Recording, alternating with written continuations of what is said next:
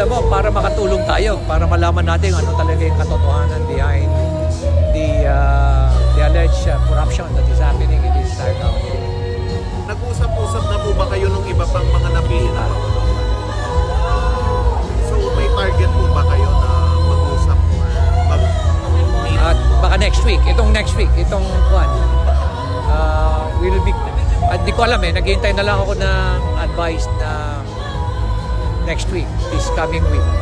Ano po yung critical na titignan natin o sisain natin dito? Siguro hintayin muna natin siguro kung anong guidance ni Presidente at ano rin ang guidance ng ating head ng commission.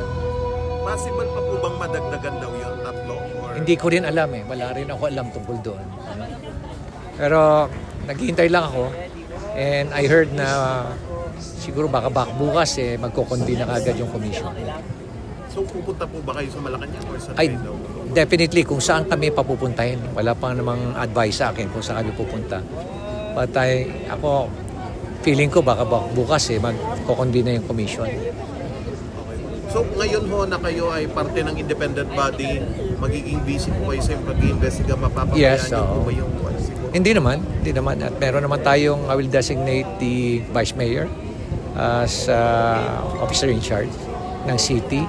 Siguro 3 times a week nandun ako sa Manila o kaya sa iba't ibang lugar kung saan mga lugar na imbestigahan namin. We will be moving around. Talagang matindi yung pag-inspect namin sa iba't ibang mga lugar because yung problema nga sa flood control projects talagang nationwide. Kaya kailangan namin puntahan as investigator. Kailangan nandun ka mismo sa site, bibisitahin mo talaga at mag-inspect ka. Sinasabi po nung ilan illegal daw yung pagkaka-appoint nyo. Ano po masasabi nyo tungkol dito? Ano ibig sabihin illegal? Hindi daw po angkop sa batas daw, sabi po. Hindi naman ako member ng commission. I'm just an advisor. So ano po yung magiging Sino nagsasabi ng illegal? Yung isang attorney po. Wala namang illegal doon Siyempre pinag-aralan naman ng ating presidente yun bago niya pirmahan Nawang violation of law. As an advisor po, ano po yung magiging tututukan nyo doon sa... Well, kung ano yung iuutos sa akin ng commission, kung sinabi sa akin at mag-focus ako sa investigation, so magbibigay ako ng advice kung paano patatakbuhin yung investigation. Do you think it will take time, years, siguro itong investigation? Matindi ito, matagalan talaga ito. Look at the long term.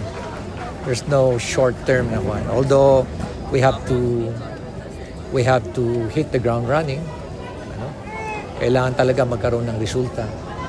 Kailangan talagang mabilis ang pagpapile ng kaso, yung pag-imbestiga, para maramdaman ng tao yung epekto ng programa ng ating presidente pagdating sa anti-corruption. Lastly na lang po sa akin, Mayor, nag-usap na po ba kayo ni DPWH Secretary Vince? Ay, lagi kami nag-uusap. Lagi naman kami nag-uusap. He's willing also to share yung mga doon. Ay, regular kami nag-uusap. And we work together, so definitely we'll be having a very good working relationship. Balita natin, bibisita daw siya this week ulit doon sa binisita din ni Presidente. Siguro hintayin na lang natin siguro yung announcement.